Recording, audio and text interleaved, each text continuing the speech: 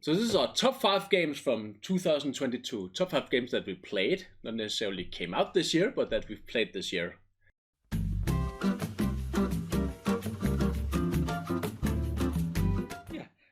We figured we start from 5 and made a countdown, so we take each our number 5, then number 4, and so forth.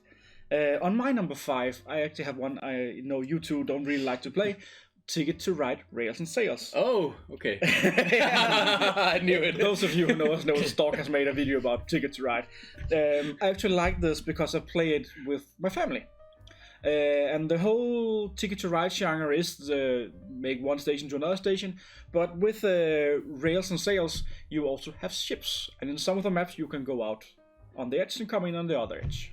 Yeah, so that's like a game that, it's not, you play it with your family, that's probably why, because it can appeal to a wider audience, so it makes sense that it's something you will play, it's not something that I would have rather touch. Not yet anyway, maybe when my daughter gets older it might be an option. Just wait, just be an option. Yeah.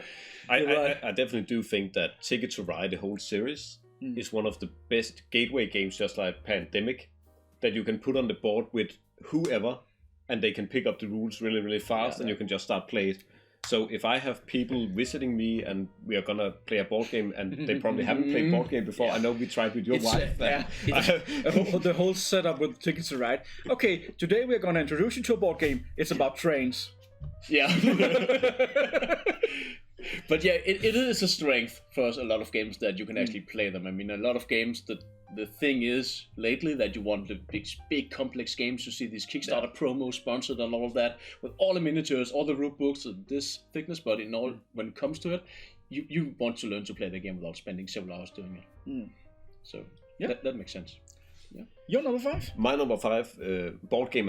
We're also playing a lot of card games. Yeah. And this one is actually probably sticking a bit out for everything else, because my number 5 is the Digimon trading card game. Okay, yeah. That was re-released a couple of years back. Oh, yeah. Where they came out with new rules. I remember you played that. Yeah, and I've, even though I have not made videos of it the last couple of months, I am still playing and collecting.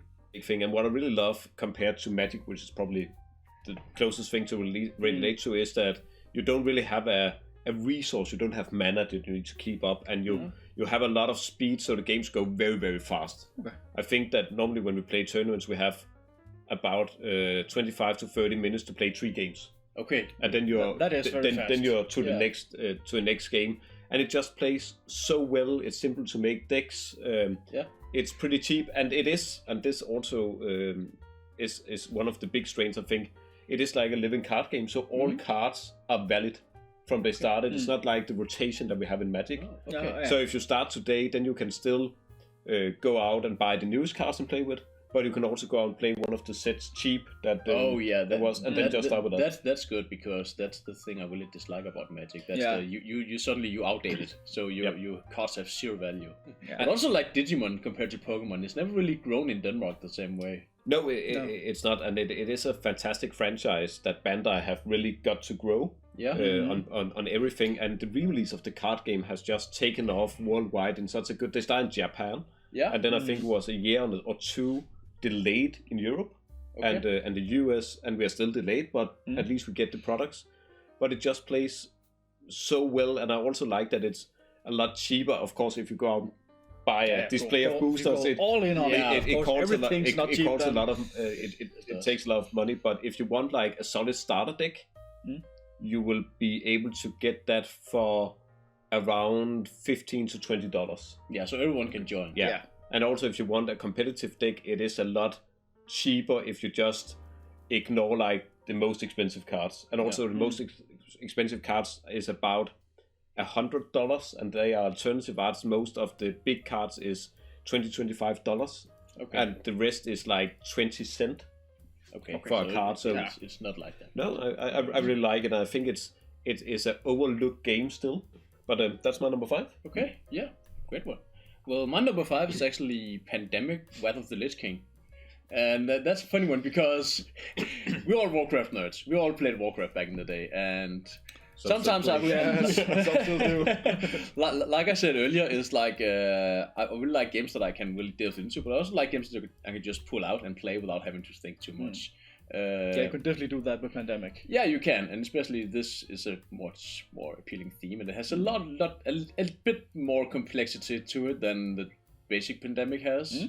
And I really hope they make some expansions, because you always have the same last boss fight, and it can get a little bit repetitive, sadly. But otherwise, it is the most in the category of available games that are just like put out, and this is the rules everyone can play. That's my pick. Yes. Yeah. I have actually not tried that version of Pandemic. No, I have not. I have not either. I have tried normal Pandemic, which are getting played a lot in my house actually, and I have tried the Legacy. Yeah. Okay. Yeah. We did the Legacy once. Yeah. Where we used all the cards and got our ass handed to us. Yeah, exactly. You can really get it. But this is more like also to get computer gamers into board gaming, because this is like when we get our age, we don't often have time to play, to connect and play computer games, and you don't connect with computer games anymore like you used to. No. You do that with board games, and now this is like the version that will get gamers into playing board games, because it's simple to learn and it's a theme that they know. So that's the strength of the game, in my opinion. For my number 4, I have actually chosen Wingspan. Oh, yeah. It's a fun game to play, and the reason I really like it is because you can play it in a lot of different ways. You are not locked in, you have to play the game like this. You can win the game by collecting eggs, you can win the game by doing various choices, get the most birds. Whatever playstyle really suits you. It's an engine builder that really appeals to people that normally wouldn't be appealed by a game about birds. I was surprised. I remember when we talked about this, and my girlfriend was sitting next to me. I was like playing this online tabletop simulator. Oh, I'm gonna have some eggs. And usually we play about dragons. She was like, dragon eggs? What? Oh, I'm picking this bird. What are you guys playing? She's like, well, what's going on here? She was looking at me like I was crazy because we were playing this game. But yeah, it's a very good engine it's funny to get stats on those. How many eggs does it lay? But again, like engine builders is like also great for beginners. Yeah, with a little bit of randomness in the resources section of it. Yeah, both are, and I also think it's a game that have really benefited from the 2 expansions. The latest being the Oceanic expansion. Yeah, that's true. Because it has the same mechanics. There's nothing new, but it has new bonuses, new birds, but they all incorporate so well to the base game. Yeah.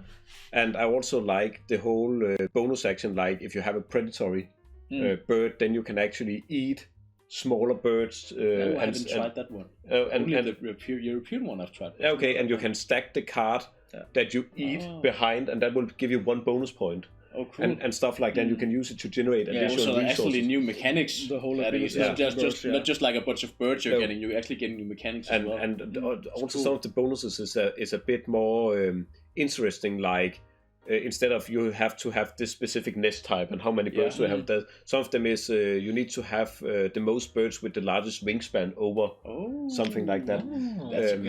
That's actually interesting. So I think that it actually keeps bringing something new into a let's say at this point it's a very well-known game. I mean the only thing that kind of not like bother it does like bother me because there's no play interaction. You're pretty much just sitting there doing your own thing, but that's also fun. Not everything has to be like about play interaction. Yeah, the only way you really can interact with each other is through the resources. Yeah, it's like which resources do you need? Oh, I'm taking those. But that's about it. Yeah, it's pretty much it, because you're like sometimes you just takes the fish without him knowing that you need the fish. So people are more focused in their board. But again, you have different way of playing the game, and you because of the randomness of what birds you get, you will play different each time. But I also do think that it kind of depends, because I have seen when I have played that because the player boards are public information, you can say, oh, you're very close to that bonus. I'm going to try and take that bonus from you. So you have the resources where you can remove specific resources from the pool. And then they have to either take something they don't need, or they need to enforce a reroll of the resources. But you can also kind of calculate point-wise. Just like you have in other games, resource-based games, right? Yeah, that's right. And I think it works very well in Wingspan. It's not just like, oh, I got a lucky dice, or I had the first pick, so I win every time. Yeah, exactly. It's like you can still combo things around and make things in your favor. You have some decision making to make. It's not just all luck. No. And that's something that I think people who haven't played these board games before need to see that you can actually have an impact just by making some choices here. Yeah, but yeah, great game. So for my number 4, and I was a bit surprised when I went through and made this list because I actually ended up on my number 4 with another card game. Oh! But this time around, it is a living card game. It is Arkham Horror, the living card game. Yeah. So I've been playing this with my wife. I've also been trying it out with our gaming group that we have. And it works so well. It is a deck building living card game where you cooperatively are trying to solve different mysteries in a Cthulhu-wise setting where strange things are happening all around. And it works so well because you have this character that you play that you keep expanding, you keep improving, you get experience, you get new decks into your cards, you replace cards, you add cards, you get different perks, you can even add new unique NPCs to your deck. Yeah. And again, the difference between that and the Mansions of Madness and all that is that you don't need the app. You can just play without the app. So it plays differently. It plays very differently, and the cooperative part works so very well because your character, there's these archetypes, there's five archetypes. So one is good at fighting, one is good at taking damage and protecting, one is good at sneaking, doing backstabbing, and some is just good at investigating. Yeah. And each mission in a campaign, so normally a big campaign is about 5-6 scenarios. The small ones is a one-off or 2 to 3 scenarios. But you can actually keep your character and play as many campaigns or scenarios as you want, so you can keep to that character. You just adjust the difficulty. Also, I know you like Cthulhu, so I also do that. If you like the theme Cthulhu or any kind of like horror theme, this is a good one to get. It is, and it works so well because even when we're playing 2, we have different stuff that we can do and we're good at. So one will ensure that we get all the clues to trigger the next part of the mission, and then the other one will go in and get rid of the mobs that spawns on a different location. And it sounds strange for a card game, but you actually have locations on the board. Cards represent locations. You move around at locations. You spawn monsters at locations, and then you have your equipment and you have your NPCs and stuff like that. But it works so well with a rather small footprint. Yeah. So that's my number 4. Yeah, it's a great game. My number 4 is Power Grid. Only because I tried this year. I don't know if you ever tried before. It's like you build like your own power net system, and then you buy resources from each other, and it's very simple. Again, it's this game that you can just pick and play with us sometimes. Now, select choose. I have my select few complex game, and then I have the games that I just put out on the board that my girlfriend can understand. And she's not into the complex rules. She doesn't mind. Is this going to take me 10 hours to learn? Yeah. No thanks. she likes these kind of games that you just play. Okay. But yeah, you get different maps. Also, you can play Europe, you can play America, and all different stuff. So it's a cool game. Sounds fun. Yeah, it is. It's actually quite fun. Mostly because you can screw each other over all the time. Most games are fun because you can screw each other over. The games that are really good, you can either cooperate or destroy each other. Yeah, exactly. and that's interesting. I tried Power Grid a single time. I actually kind of like it, but I have to play it some more to really find out what I think about it. But it is a really neat little competitive game. Yeah, it is. It doesn't really take much to learn. That's actually one of the genres that's coming forward now.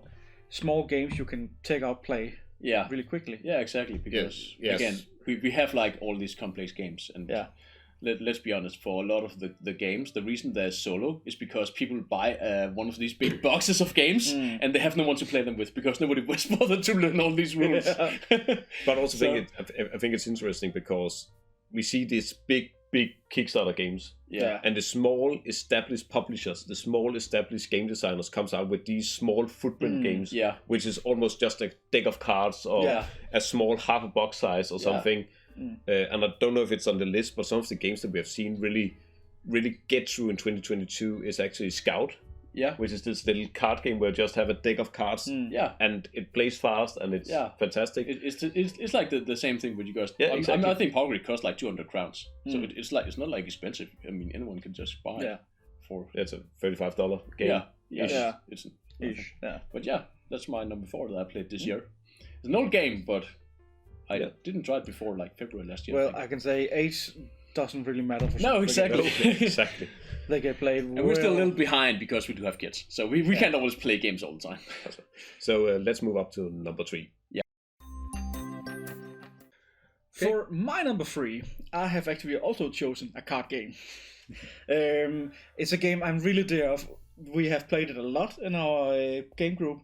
It's not that much anymore because it's just me who really likes it, but it's Mashup. Oh yeah.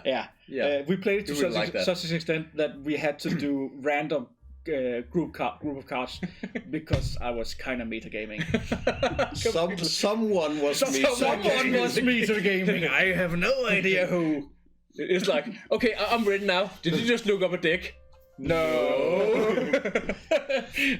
I was like people, the rest of us choosing random stuff, saying, "Oh, that sounds like a good fun," and Bamse was just like, I'm ready. Well, I chose these, and my turn never ends. Like we are time travelers. Yeah. Oh, you won already? Oh, cool!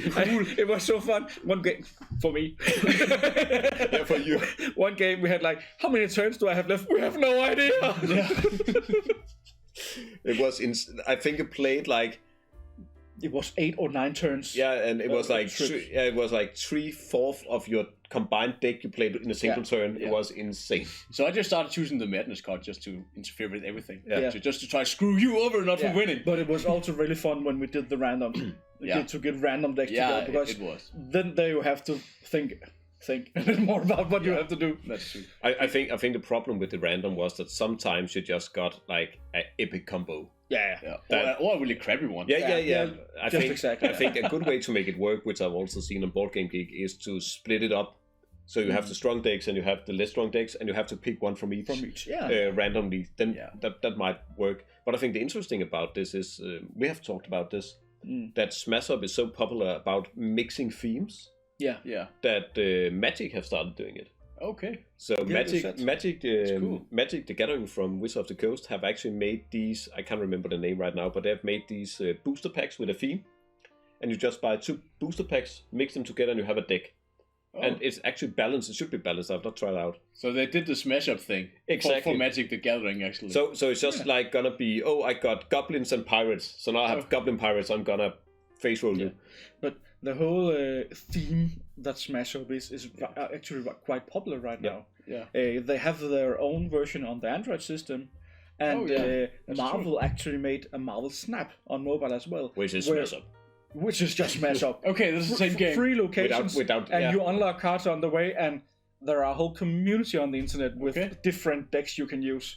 Cool. And how to use them. I try to build my own, but sometimes you look them up and think, okay, if I change that for that, the next 10 games I'm not losing. No. That's. But Marvel did it. Yeah. Okay. Cool. But yeah, Smash Up is a fun game. It's a fun game, and I really like the artwork on it. It looks very smooth to start. I still think it's interesting because it is, for me, it is a really good beer and pretzel game that you just put out for fun. Yeah. But if you put it out, like some of the people in our playing group are very competitive. Like really not mentioning names. No, really competitive, and I don't think it's a good competitive game. I also think it's why a lot of people really don't like it and don't play it anymore. It's not really balanced. No. I mean, even the base core game with the zombies and the mechs, that combo alone is just like always like banned from all groups because it's so broken. You just keep putting out minions, like the stack of minions on this little location, and just do it all on one. Unicorns one turn. and Transformers. Yeah, a lot of broken combos. All of that, but definitely it's a fun game just to pull out and play. Aliens and cyborgs. Yeah. Witches and time travelers. But good game. Good fun game. Yeah. So Claus? Yes. Yeah, so for my number 3 we have another card game. Hey! So top 5 card games. Yeah. Did you read the note? I actually listed all the games I had played and I liked, and it just ended up like this. So my number 3, and I don't think it's a surprise if you follow the channel, that's Marvel Champions, the card game. Oh yeah. Another Fantasy Flight game. That's true. Using a lot of the same mechanics as we see in Arkham Horror and there are other LCGs, and it's just such a good foundation for whatever theme they're putting out. Yeah. And I think they've done it exceptionally in Marvel, that might be the best living card game out there right now. Yeah. In my opinion. And it's because the deck's interesting, the bosses is definitely, the scenarios is definitely interesting. And the whole thing about making a deck and not being able to switch out your deck and cards between the different scenarios in a campaign makes that you have to really think ahead, especially if you don't look at scenarios on beforehand. You have to kind of account for everything. And it's something that we have also played. We did quite some time. We played on for 40th birthday. We did play all night. And it was quite fun. Played 1 or 2 scenarios. Went out bowling, drinking. came back. Whoa, we're gonna beat Thanos now. But it is a fun game, and the good thing about this game is even if you don't really know how to build decks, you can still get deck online, and you can still it still plays really well. Even though you didn't construct your own deck. I did it actually when we two played together at one time. I found a deck online and I took it and looked at it and think, this suits me. And then I tried it for myself sometimes, solo against some bosses. And I thought, maybe these 2 cards does not fit me. I took them out and Storc helped me put in 2 other cards. And then I really had fun with that deck. And that's the thing I want people to understand. I mean, everyone just looks up deck online. People need to learn to make their own decks. That's part of the fun, because if you can like try this, okay, I'm gonna apply. What's his weaknesses? Okay, maybe he's not really survivable. Maybe Hawkeye can die pretty fast. So we're gonna tweak some things to make him alive, and then you play him. Like, okay, something didn't work, now you're tweaking again, and then you're playing different stuff, and then you're playing the game. So you also have fun with that. That's also part of the game that I think people need to explore instead of just always copying games. It's one of those games where even though you lose, you still have fun. Because you can do something else and learn from the experience. Yeah, you learn from it. Yeah. But that's also what I really like about the deck videos that you are putting out on the channel, link in the description. That is that you actually... You show the deck, but you also explain why you choose the cards you choose. What is the problem with this character? What is it that I'm trying to overcome? Why is this a good combo? Because as you said, everybody can copy a deck online. But understanding why a deck works is very hard to come by, because most of the time it's just a list of cards saying you should try to get these cards out first and use these.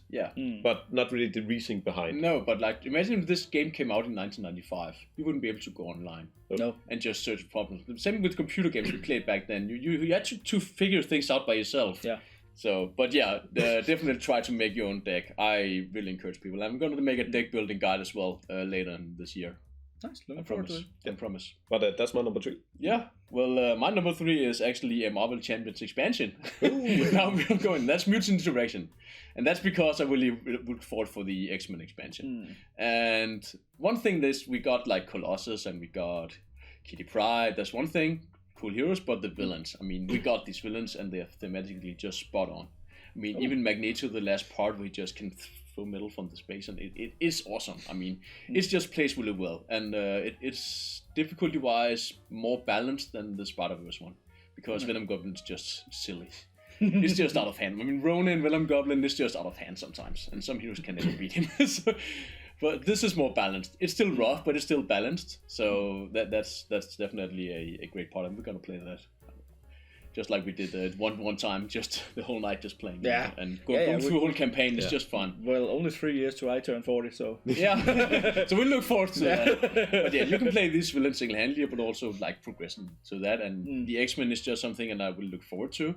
And I think we all have been fans of the X-Men genre. Yeah, exactly. Definitely. And now I'm just like, okay, can they top this? Can they top the X-Men? What's left now? And it's always the last... Deadpool character. Yeah. He's mine. But it's like, it's always the last part of the Marvel franchise to get published. Always. We have seen with other games, like the Simon games that have a lot of the Marvel properties as well.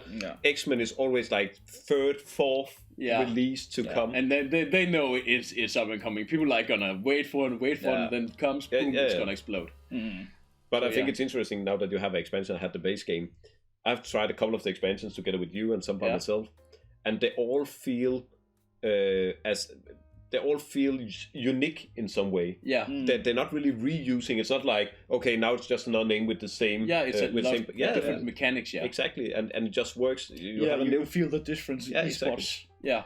You do have some things you have to acquire now. I mean, the base bosses, like you got Rhino, Claw, and then even Ultron had his own mechanics, and then now we got going even deeper to mechanic wise. You have to defend the tower, you have to defend the mayor. You have to do a lot of different things, and I really like that. I think that's it's a cool way. They have a lot of mechanics, but they also just add a lot of rules. So if you already think this game is complicated, it just gets even worse, like with keywords and all of that.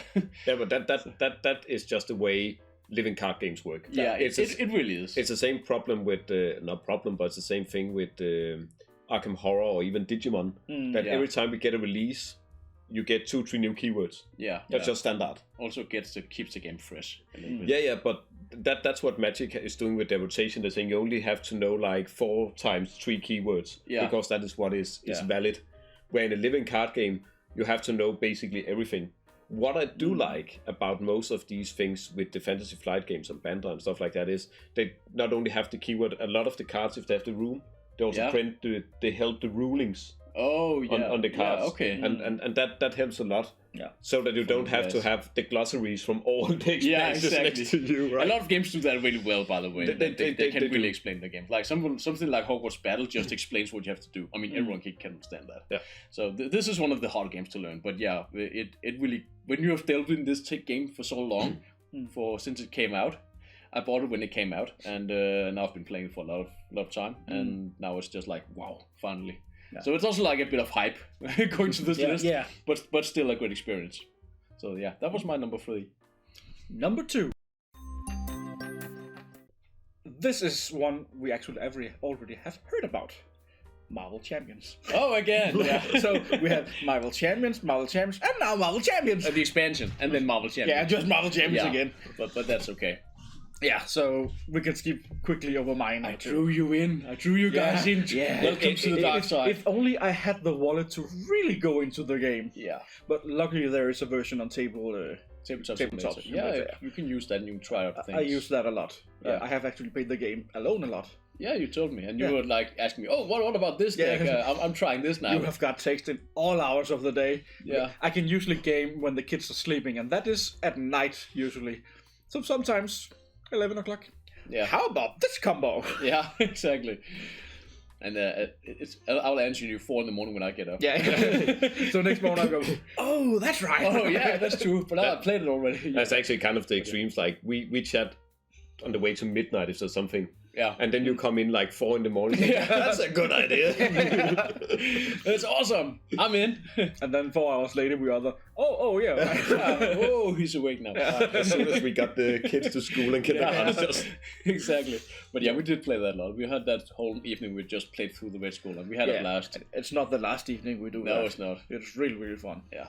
But again, it takes almost a day to run a full campaign with all the scenarios. Yeah, it does. Especially the big expansions like Infinity Gauntlet and stuff like that. The more players you are, the more turns you take. But you can also build like things to help each other incorporate between turns, so you can keep players active. Like if people remember to request turns or request actions from other people, then the game would be a lot more interactive. Yeah.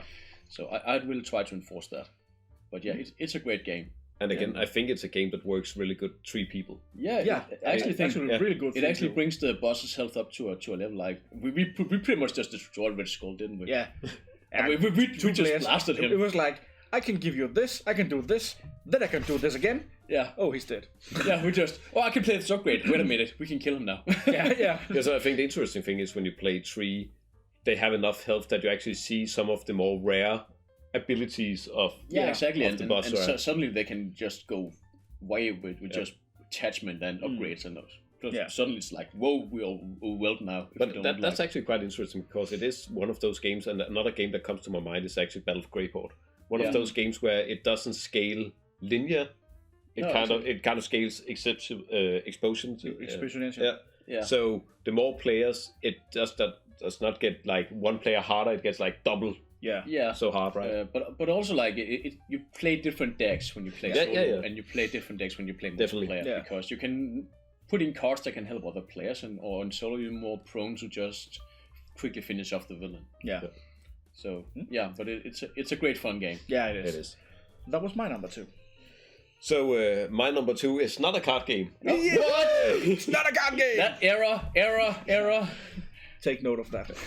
So it would be strange if this game was not on my list, because it is probably the biggest game I own and something that I have been recorded all of last year. Oh, yeah, okay. With without actually putting out a single video yet. So playing it with us. What's up with that? So you out there, I think I have filmed over 30 videos that I'm in the middle of editing, and I just came to recording the intro. I will definitely keep an eye out for that, so remember to subscribe. But it is one of the worst dungeon crawlers out there. It is Shadow of Brimstone. And why it's on my top was my number 2 if it's the worst. It's because in the game itself, when it comes in the box, it is a terrible game. So what you do is get it. What you do is you go into Board Game Geek and you download the fan-made 58 pages fix for the game, and that turns it to, in my opinion, the best dungeon crawler out there. Okay. It beats all of a sudden. It beats like everything, and Flying Frog Productions that produces the game is starting to incorporate these stuff in the new releases. Yeah. The problem is that from they make a game and to the consumers get it takes 3 to 4 years. It's like the slowest production ever because it's a small US company and they only produce like 1 box at a time. So if you're missing an enemy expansion, you might have to wait 5-6 years to get it. It's but it's such a good game when you use this expansion or this customization, these home brew rules from Board Game Geek that just gives, because it gives you not just a campaign, but it actually gives you an open world setting. Yeah, okay. With a clear goal.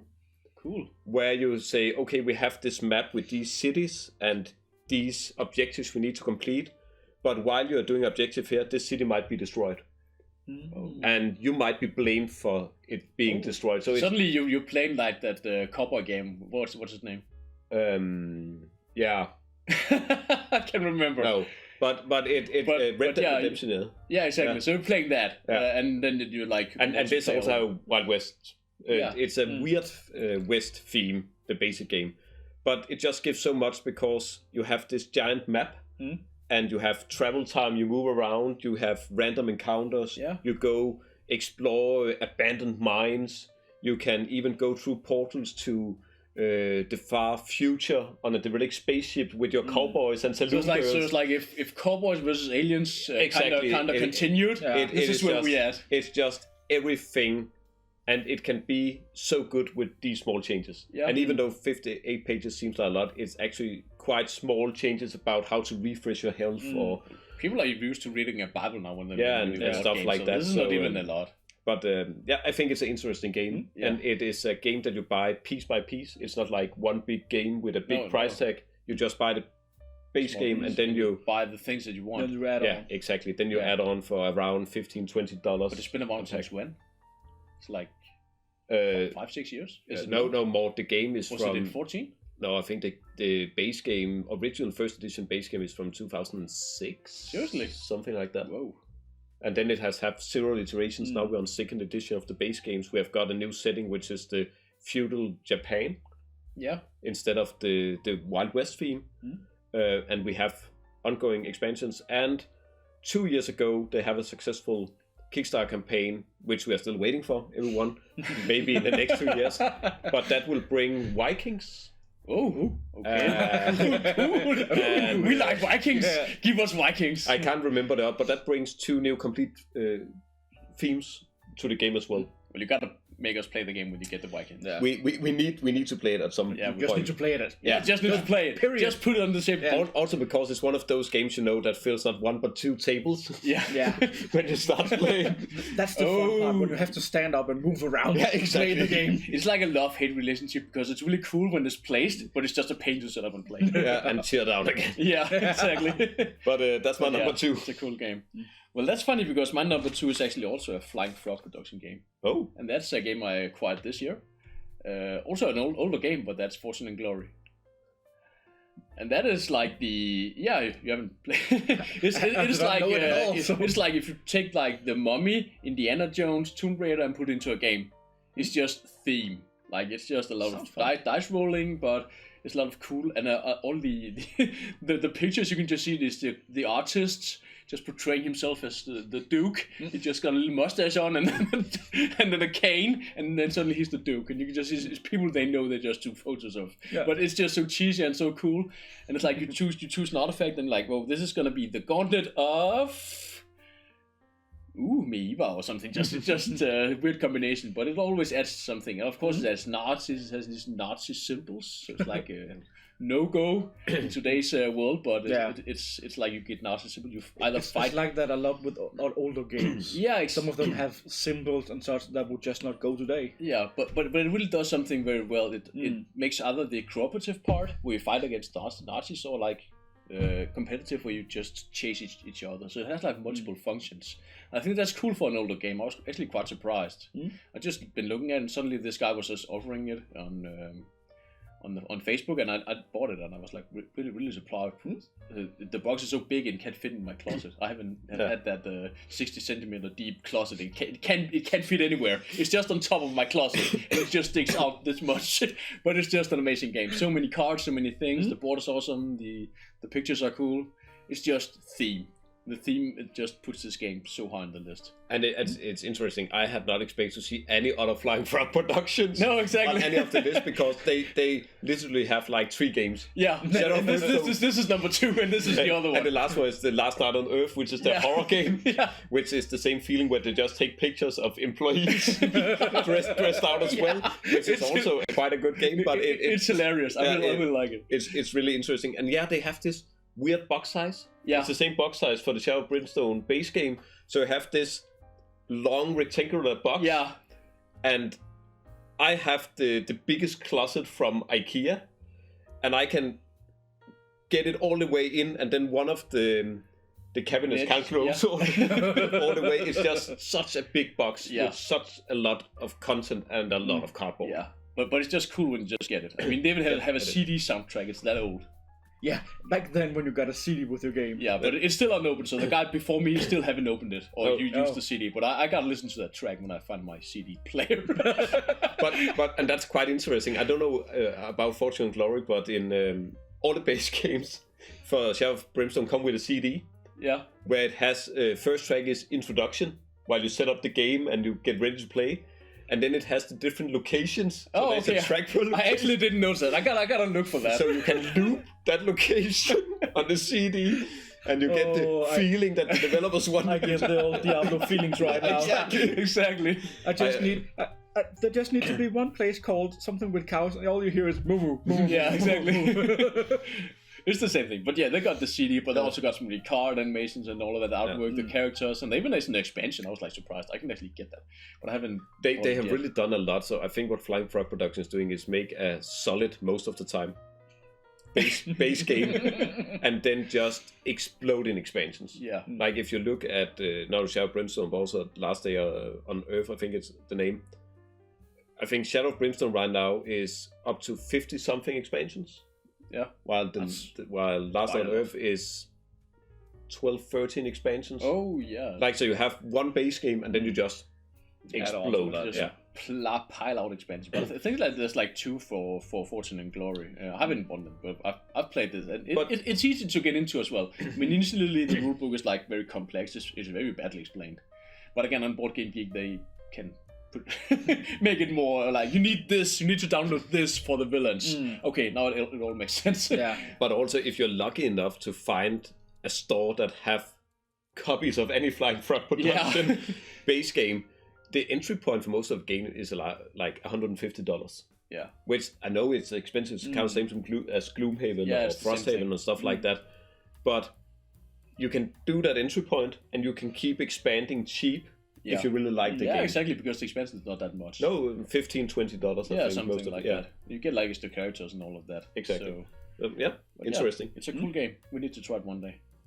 I'm game. Yeah. Awesome. I haven't, I know it, but I haven't played it. So we're on to our number 1. Number 1. For my number 1. It's actually one we've been playing a lot in our game group lately. It's a Gloomhaven Jaws of the Lion. Yeah. I kind of knew you've been talking about it. I have really fallen in love with that game. We have also been playing like every single Sunday from summer to Christmas. Yeah, we are just about 5 sessions.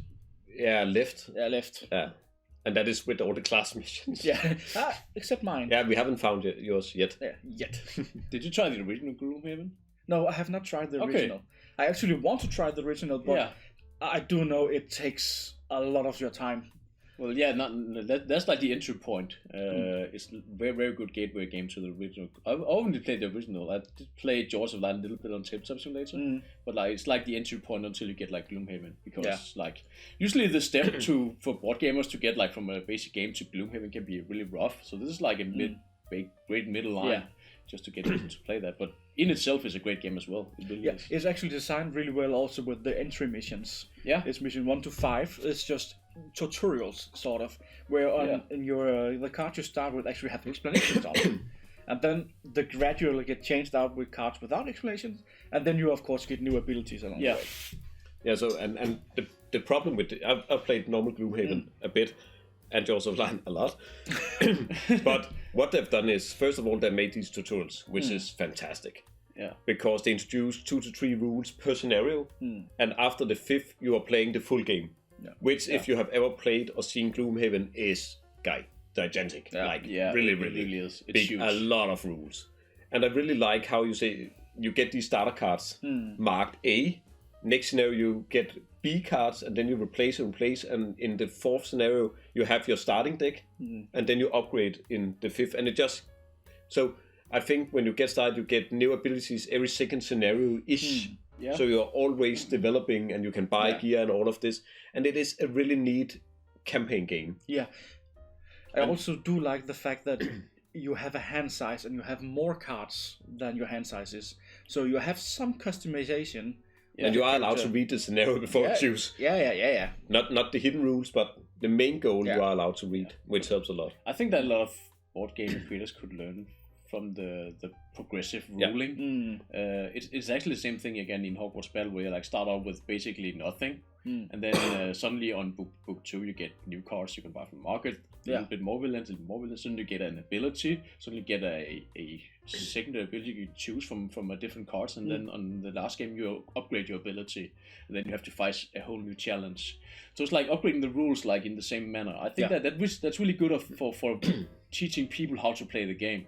And they should actually incorporate that a little bit more, I think. Usually some games are just hard to swallow. So they're harder, more rule. The complex games. Yeah, the complex games, the more the rule. Those with the thick rule book. Yeah, they should really have an entry level. It can be really rough to just have to read a rule book and know everything from the get-go. Yeah, it can be a bit rough, and that's where Jaws of Lion really so hit the nail on the head. I think 2 things is, if you play normal Gloomhaven before Jaws of Lion, and you just start, you're gonna miss so many of the rules in the first call, because there is a lot.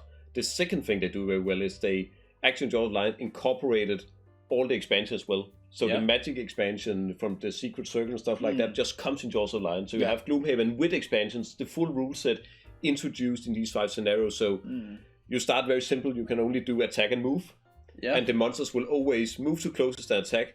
And then not only do you get new cards, but the monsters also get more and more advanced. Yeah. So everything is introduced gradually in a very neat way. And they also incorporate some of the problems with normal Gloomhaven into Jaws of the Lion. And Jaws of the Lion is actually, in some ways, a better comparison to Frosthaven. Yeah. Okay. Because Gloomhaven was like the first, and they fixed stuff and took the expansions, made Jaws of the Lion, and then they built Frosthaven upon end. So, but it gives you a very slimlined and optimized Gloomhaven experience in a small footprint. And again, I think at the moment here in Denmark, you can get this game for... It's not a lot. It's like £500. It's under $50. Yeah, this, and that's a lot of content for it's actually quite. If you compare to a lot of other games, that's a lot of content. Yeah, it's around $35. Like you have the physical copy, right?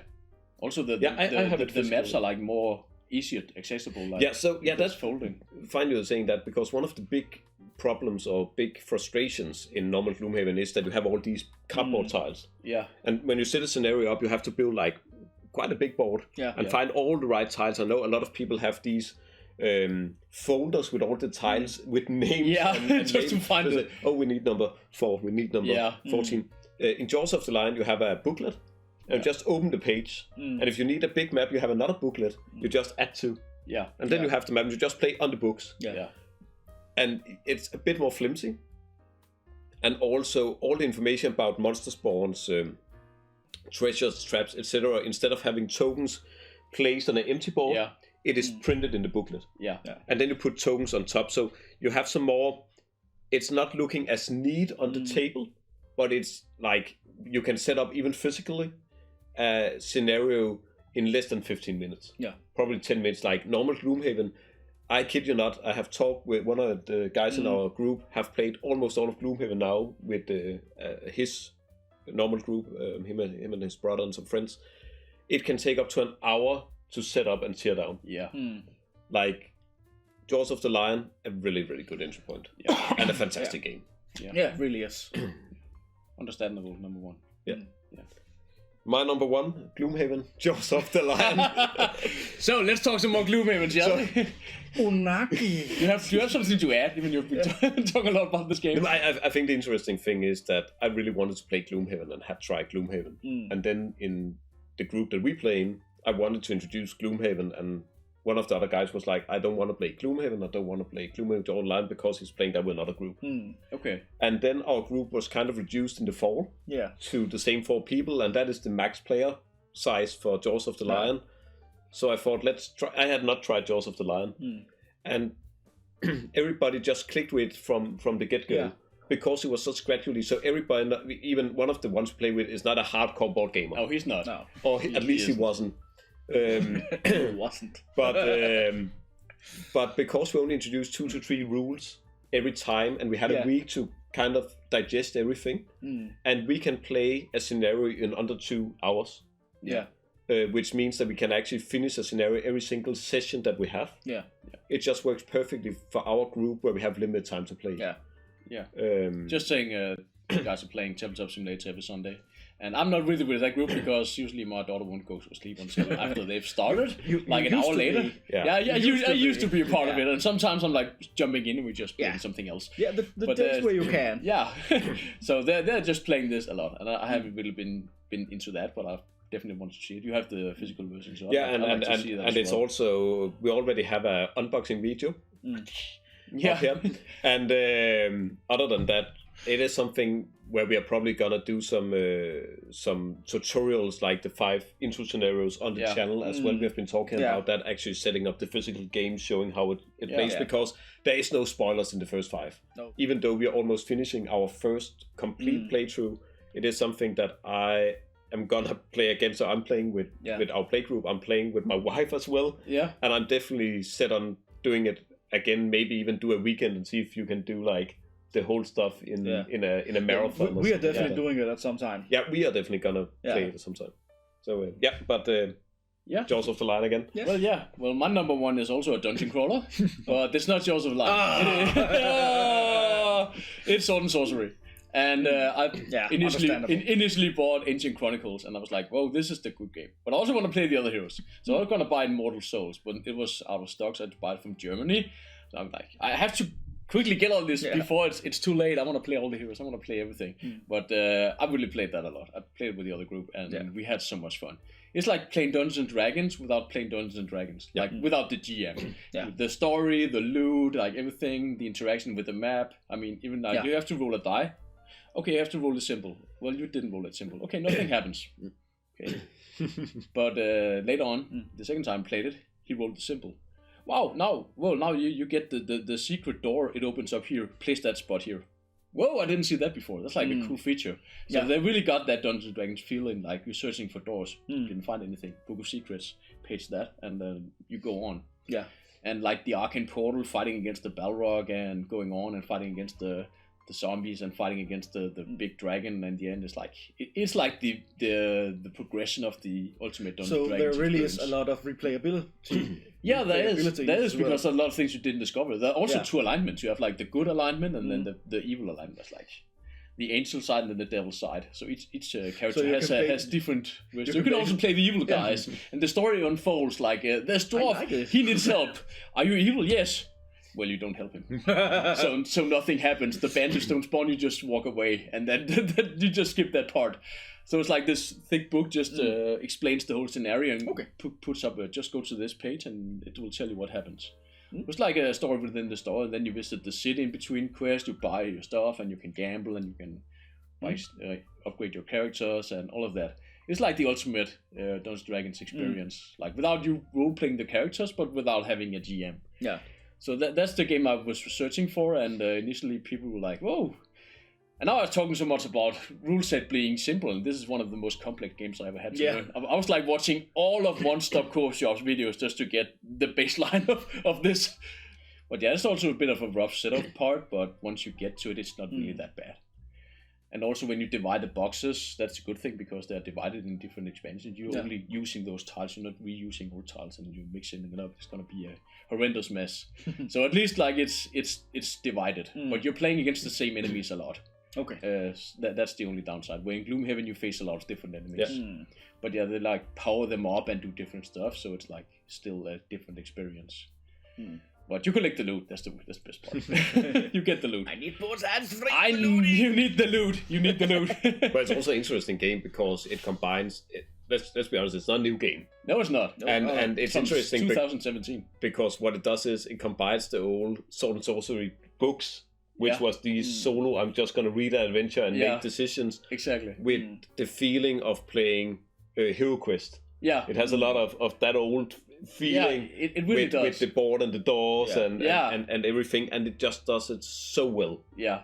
It is a really, really good game, and as you said, it is Dungeons and Dragons as it should be. Yeah, exactly. Like if you were like playing, this is what I expected when I played one of the old Dungeons & Dragons board games. The board game. This is what I expected. It's not what I got. So playing this and actually getting what I expected, that's the best part. The AI in this game is just fantastic. Yeah, I mean, it just shows that you can easily make a game and give them opportunities. They have like this card. Are you within a space of the hero? No, you aren't. Okay, then can you see the hero is in line of sight? No. Okay, just move up the hallway and do nothing. Like you can also abuse that line of sight thing a little bit. So you can also like tinker a little bit with the enemies. So that's something. Them around. Yeah, you kind of can, but they can also be really nasty because they can just, if you just try to kite them, they just have the ability to throw rocks at you instead, or like shoot with a crossbow. Now suddenly he does an aim shot because he has that right distance. Whoa, now I'm screwed. So the AI cards are really, really good. I also think that in Sword and Sorceries they have done a better because it's explained on the cards. Yeah. Like if you compare to Gloomhaven, I kid you not, there is a complete A4 page. Yeah, for each, I remember. For the monster AI interaction, other than the card that you draw. Exactly. Yeah, it's like, can you reach a player? No. Can you see a player? Do I have a range? Like, it is a complete with, I think, font size 12 at A4, and it's just... It's overwhelming. It does that a lot better. It's overwhelming. I think that this sets a baseline for a lot of future games. Yeah. Like we have this baseline now. You can actually do this, and now you have the foundation of what you need to do, and you just use that. You can scale it down, you can scale it up, and then make the game more difficult, even the way you want. And another game that I'm really looking forward to coming next year has done that as well. We're gonna talk that in another video.